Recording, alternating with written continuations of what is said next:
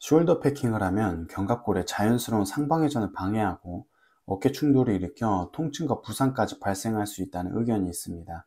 그 의견에 동의하지만 모든 숄더 패킹이 그렇다고 생각하지는 않습니다. 적절한 숄더 패킹은 되려 자연스러운 상방회전과 하방회전을 만든다고 생각합니다. 턱걸이를 하는 상황이라면 숄더 패킹을 해야 하는 이유가 무엇인가요? 광배근을 비롯한 등 근육을 사용하기 위해서입니다. 이런 이유가 당연한 상식이기 때문에 중요하게 다가오지 않을 수 있습니다. 숄더 패킹이라는 개념을 다양한 운동에서 사용할 수 있지만 턱걸이로 예를 들어 보겠습니다. 많은 분들이 알고 계신 것과 같이 턱걸이를 할 때 이두근이나 삼두근보다 광배근을 더 사용해야지 당기는 힘을 강하게 사용할 수 있습니다. 광배근을 적절하게 수축하지 못하면 이두근이나 삼두근의 개입이 커지면서 당기는 힘을 극대화시킬 수 없습니다. 광배근이 수축하지 못하면 당기는 힘이 약해질 뿐만 아니라 어깨 부상에 노출될 수도 있습니다. 따라서 광배근을 적절하게 수축하지 못하는 턱걸이를 반복하면 운동 효과도 줄어들 뿐더러 애꿎은 어깨만 다칠 수 있는 것입니다. 지금까지 저의 의견을 정리해서 다시 말씀드리자면 숄더 패킹은 중요한 개념이고 이에 대해서 정확하게 이해하고 적절한 숄더 패킹으로 운동하는 것은 중요하다고 할 수 있겠습니다. 이제 숄더 패킹에 대한 정의가 필요할 것 같습니다. 숄더 패킹에 대한 정의가 어떻게 되냐에 따라서 제가 지금까지 말씀드린 부분이 사실일지 아닐지 결정될 테니까요. 일반적으로 숄더 패킹을 견갑골의 하강 혹은 후인 및 하강으로 정의하고 있는 것 같습니다. 이런 정의에 대해서 저는 반만 동의합니다. 이유는 어깨가 어느 방향으로 움직이냐에 따라서 견갑골의 움직임이 달라지는데 숄더 패킹을 하강 혹은 후인 및 하강으로 정의해버리면 다양한 방향으로 움직이는 어깨를 되려 제한시킬 수 있기 때문입니다. 즉 이러한 숄더 패킹은 견갑골을 제한적으로 사용하는 것입니다. 예를 들어서 친업을 하게 되면 어깨는 신전과 굴곡을 반복하게 되는데 이때 숄더 패킹을 후인 및 하강으로 하게 되면 신전과 굴곡에 방해되는 움직임이 발생합니다.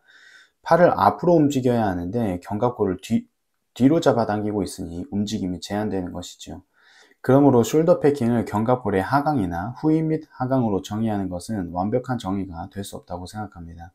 제가 생각하는 숄더 패킹의 완전한 정의는 어깨와 팔이 움직이려는 방향에 맞추어 견갑골과 어깨가 먼저 힘을 주는 움직임이라고 생각합니다. 숄더 패킹을 이렇게 정의하면 견갑골이 보다 자유롭게 움직이게 되고 어깨와 팔이 조금 더 조화롭게 움직일 수 있습니다. 친업을 예로 단적인 예를 들어보도록 하겠습니다. 친업은 철봉에 매달린 채 운동을 시작합니다. 따라서 어깨가 먼저 굴곡되어 있습니다. 여기서 잠깐 설명을 멈추고 말씀드릴 게 있습니다. 어깨의 신전과 굴곡, 내전과 외전, 그리고 풀업과 친업의 차이에 대해서 명확하게 모르시는 분들은 저의 이전 영상인 다양한 자세가 존재한 턱걸이 어깨 움직임으로 정리해 봤습니다. 영상을 보시고 오시면 이해가 되실 겁니다. 여기서 용어 설명은 하지 않겠습니다. 다시 설명 이어가도록 하겠습니다.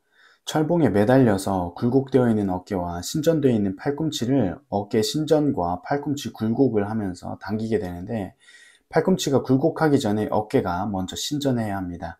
어깨가 신전함에 따라서 견갑골은 자연스럽게 하강, 전인, 전방경사의 움직임을 띱니다. 이러한 견갑골의 움직임은 의도적이지 않고 어깨가 신전함에 따라서 자연스럽게 따라오는 움직임이어야 합니다. 즉 광배근 수축은 자연스러운 결과여야 하는 것이지요. 그러나 모두가 알고 있다시피 머리로는 알지만 몸이 따라주지 않습니다. 그러므로 어깨가 신전함에 따라서 견갑골이 자연스럽게 그 방향에 맞춰 움직여야 한다는 개념만 갖고 본격적으로 친업을 하기 전에 이러한 감각을 먼저 익혀야 합니다.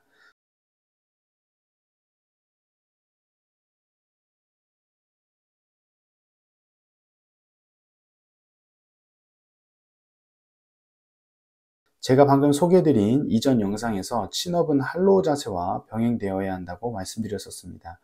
이유는 그 영상에 담겨 있으니 궁금하신 분들은 참고하시고요. 이 말씀을 드린 이유는 숄더 패킹이 완전해지기 위해서는 어깨와 팔이 움직이려는 방향에 맞추어 견갑골과 어깨가 먼저 힘을 줄 뿐만 아니라 몸통과 다리도 그에 맞는 움직임이 나와야 한다고 생각하기 때문입니다. 이 영상에서는 견갑골에 관한 내용만 다루려고 하기 때문에 이에 대해서는 여기까지만 말씀드리겠습니다. 이제 이 영상의 결론을 말씀드리겠습니다. 턱걸이뿐만 아니라 팔을 움직이는 모든 운동은 어깨와 팔이 움직이기 전에 견갑골과 어깨가 먼저 움직여야 합니다. 이는 운동 효과 측면이나 부상을 예방하는 측면이나 중요합니다.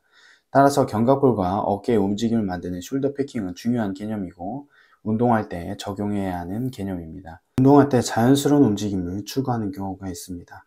자연스러운 움직임으로 운동을 하는 것이 건강하게 운동할 수 있다고 생각하기 때문이지요. 그런데 자연스럽다는 것이 무엇일까요? 자연스러우면 맞는 것일까요? 자연스럽다는 것은 인위적이지 않고 있는 그대로로 행하는 것입니다. 자연스럽게 움직이라고 해서 자연스럽게 움직였는데 나는 왜 다른 사람과 자세도 다르고 몸에서 오는 자극도 다른 것일까요? 다른 사람은 자연스럽게 하면 된다고 하는데 말이죠. 자연스럽다고 느끼는 것은 우리가 살아온 삶에 따라서 다르게 나타납니다. 나에게 느껴지는 자연스러움은 사실 원래 자연스러움과 비교했을 때 부자연스러움일 수 있습니다. 자연스럽다는 것은 결국 주관적인 것이죠. 자연스럽다고 생각했던 나의 움직임이 부자연스럽다는 것을 인지했다면 원래의 것의 자연스러움을 되찾는 것은 시간 문제라고 생각합니다. 그리고 원래의 것의 자연스러운 움직임 중에 하나가 숄더 패킹이라고 생각합니다. 지금까지 설명드렸던 것을 한번 해보시고 본인에게 도움이 되셨다면 잘 활용해 보시기를 바라겠습니다. 영상은 여기서 마치겠습니다. 감사합니다.